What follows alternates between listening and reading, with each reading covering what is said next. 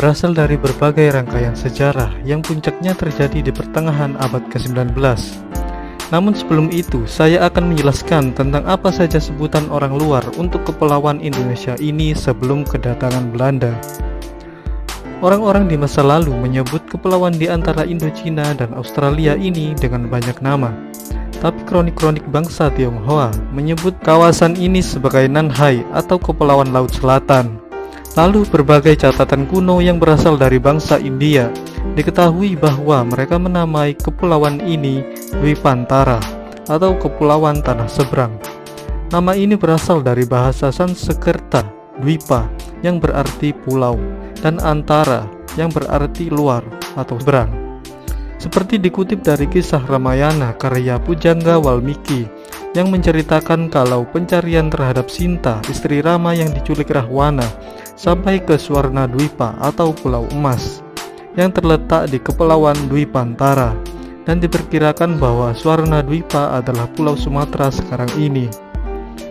Bangsa Arab menyebut wilayah kepulauan ini sebagai Jazair al-Jawi atau Kepulauan Jawa. Dalam bahasa Arab juga dikenal nama-nama seperti Samatra atau Sumatera, Solibis atau Sulawesi, dan Sunda yang mereka sebut sebagai Kuluh Jawi atau semuanya Jawa. Bangsa-bangsa Eropa saat itu beranggapan bahwa Asia hanya terdiri dari orang Arab, Persia, India, dan Tiongkok. Bagi mereka, daerah yang terbentang luas antara Persia dan Tiongkok semuanya adalah Hindia. Tapi kepulauan yang terletak di Asia Tenggara ini disebut dengan nama Kepulauan Hindia atau Hindia Timur. Kemudian daerah yang berada di bawah jajahan Belanda memiliki nama resmi Nederlands Indie atau Hindia Belanda. Pada tahun 1847 di Singapura, terbitlah sebuah majalah ilmiah tahunan yang di dalamnya terdapat artikel berjudul Journal of the Indian Archipelago and Eastern Asia yang dikelola oleh James Ricketson Logan, seorang asal Skotlandia. Kemudian pada tahun 1849, seorang ahli etnologi dari Inggris, George Samuel Windsor Earl, menggabungkan diri sebagai redaksi majalah JIAEA, yaitu majalah yang menerbitkan artikel tadi. Dalam majalah itu, pada volume 4 tahun 1850, di halaman 66-74, George menulis artikel berjudul On the Leading Characteristic of the Papuan, Australian and Malay Polynesian Nation. Dalam artikelnya itu, George menegaskan bahwa sudah tiba saatnya bagi penduduk Kepulauan Hindia atau Kepulauan Melayu untuk memiliki nama yang khas, sebab nama Hindia tidaklah tepat dan sering salah paham dengan penyebutan India yang lain. George mengajukan dua pilihan nama, yaitu Indonesia atau Malayunesia.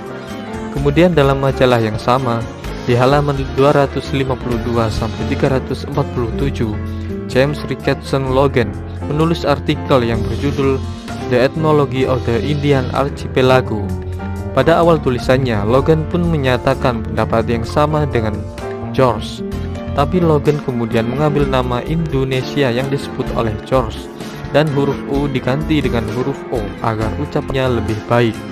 Maka lahirlah istilah Indonesia. Dan untuk pertama kalinya kata Indonesia muncul di dunia dengan tercetak dalam majalah oleh tulisan James Ricketson Logan. Sejak saat itu, Logan secara konsisten menggunakan nama Indonesia dalam tulisan-tulisan ilmiahnya, dan lambat laun pemakaian istilah ini menyebar di kalangan para ilmuwan bidang etnologi dan geografi.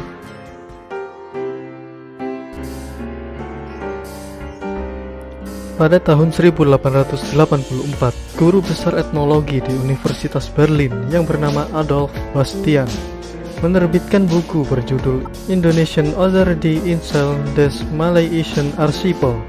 Buku ini terdiri dari 5 volume yang memuat hasil penelitiannya ketika mengembara di kepulauan itu. Buku Bastian inilah yang mempopulerkan istilah Indonesia di kalangan sarjana Belanda, sehingga sempat timbul anggapan bahwa istilah Indonesia itu ciptaan Bastian. Pada kenyataannya, Bastian mengambil istilah Indonesia itu dari tulisan-tulisan Logan. Orang pribumi yang mula-mula menggunakan istilah Indonesia adalah Ki Hajar Dewantoro, Ketika dibuang ke negeri Belanda tahun 1913, ia mendirikan sebuah biro pers dengan nama Indonesisch Spoorbureau. Nama Indonesisch juga diperkenalkan sebagai pengganti Indis oleh Profesor Cornelis van Vollenhoven. Sejalan dengan itu, Inlander atau pribumi diganti dengan Indonesiër atau orang Indonesia.